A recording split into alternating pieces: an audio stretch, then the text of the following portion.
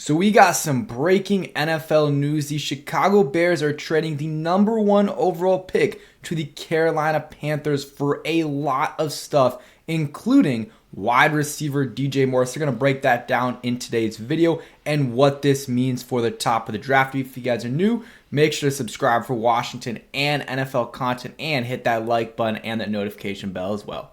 I usually post Commanders content, but this was too big to not make a video on. We'll be live streaming later in about an hour, so make sure you guys pull up to that. But via Ian Rapport, he says, sources say the Bears are trading the number one overall pick to the Panthers in exchange for big-time compensation, including multiple first-rounders. Chicago loads up and lands at number 9, while Carolina can draft its QB of the future. And now I will show you guys the full compensation. So, for the number one overall pick, the Chicago Bears will get pick 9, pick 61 in this year's draft, a first-round pick in 2024, a second-round pick in 2025, and wide receiver DJ Moore. What a haul.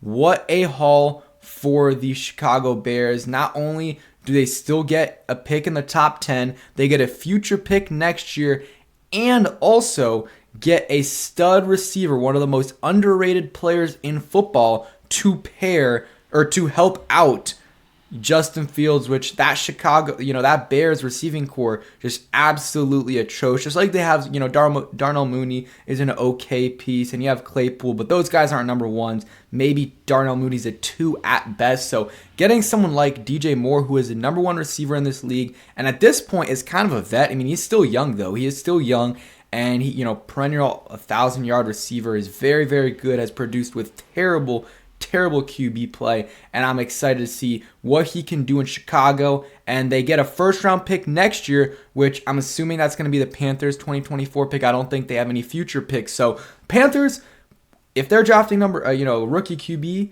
at 1, they're probably not going to have a great season. So it's safe to assume that pick is going to be a top 10, at the very least, a top 15 pick. So that is very good, and they get a second-round pick this year as well. Looks like that's a late second round, though, and then a second-round pick next year as well. It's a good haul. It's a very good haul because they'll be able to get they won't be able to get the best defensive player in the draft like some people thought they would if they traded a few spots down, but they'll be able to get one of the better defensive players in the draft. The top 2 will probably be gone. Jalen Carter, but who knows with the, off the field issues that came up, at the combine, maybe he will drop and they'll be able to get him at 9, or someone like Tyrese, I forgot, a D tackle, and then you got Will Anderson as well. There's a lot of Nolan Smith. There's a lot of really good options for them. Probably going to be a defensive player, but who knows? Maybe they trade back again. The Bears could,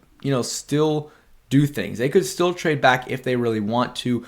I think this is a really good trade for both sides. And if I had to pick a winner, I'm going to go Bears because they still pick in the top 10. They get another second round pick, this year, which, helps replace that Chase Claypool pick. But that was, turns out to be the 32nd pick. I believe they have another second round pick as well this year. And then they're going to have a first round pick next year, a second round pick. And then they help their young franchise QB with a stud receiver. And if you, kind of saying what I said here is what Field Yates is saying. And then on the Panthers side, I really, they definitely did pay a lot. But that's the price you're going to pay when you're going from 9 to 1. That's a lot. That's 8 spots. And each of those spots is very, very, very valuable. So is it a lot? Yes. But if they get their franchise QB, it was worth it because they're picking at 9, right? There's a few teams, I know the Colts are, ahead of them. You got the Seahawks, who could take someone like Anthony Richardson.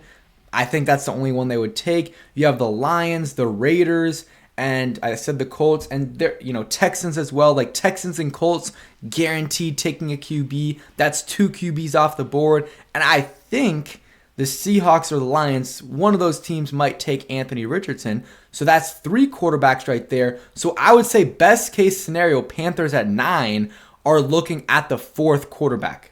But now, trading up, they're going to be able to pick whoever the heck they want. If that is Anthony Richardson, Bryce Young, CJ Stroud, Will Levis.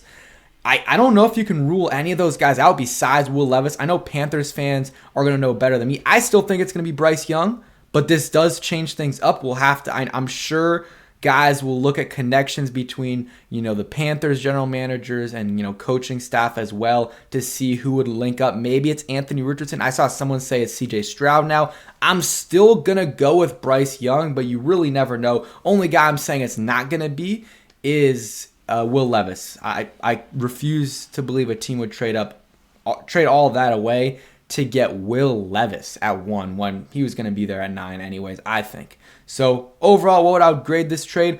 Bears, I'm giving it an A, maybe even an A+. The only reason I wouldn't, I'm still going to give it an A+. The only really downside for the Bears is that they might not be able to get that top or second best defensive player, but I think they did better because they're able to get their franchise QB a stud receiver, which he has not had, and that will help. A lot of times that stud receiver is what puts QBs over the top, helps them get to that next level. You look at Josh Allen, once he got Stephon Diggs, he turned into a different monster. Same thing with Jalen Hurts getting A.J. Brown. So really, really love this move for the Bears. So that is it for today's video. Stay tuned for the live stream. If you guys are new and you're not a Commanders fan, still subscribe, especially if you're an NFC East fan. Post a lot of Commanders and sometimes NFC East content. Peace, guys.